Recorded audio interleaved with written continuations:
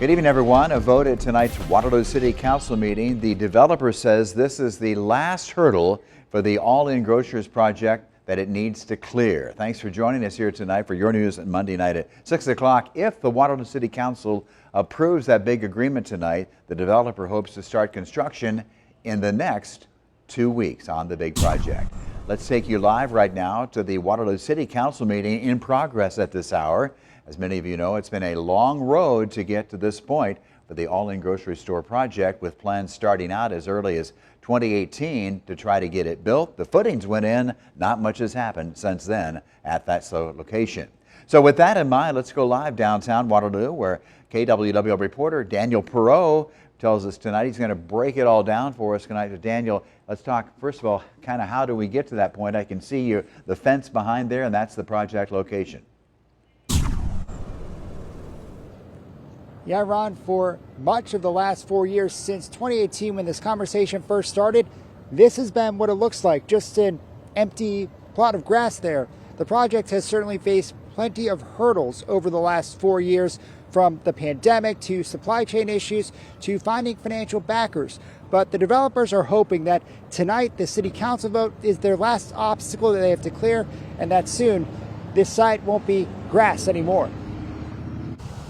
It means hope and opportunity. Hidden among the tall grass, the foundation for the new building is in place. Developer Rodney Anderson only finished it last year, but laying it took 4 years.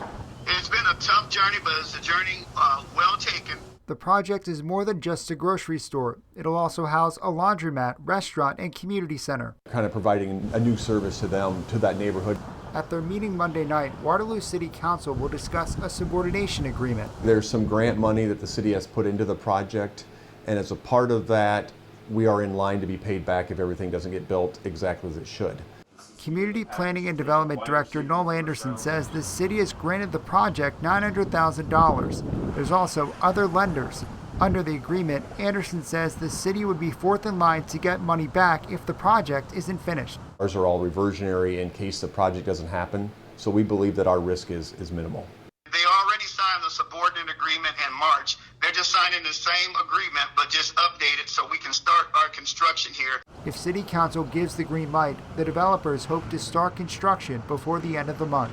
You'll have the big machinery coming here probably in the next week and a half or so to start the site pad, getting it prepped back. We're all very anxious to see the project happen, and you're right, it's been a lot of steps to get there, and I think they've all been positive ways to get it to happen, and we're hopeful that it's going to start soon.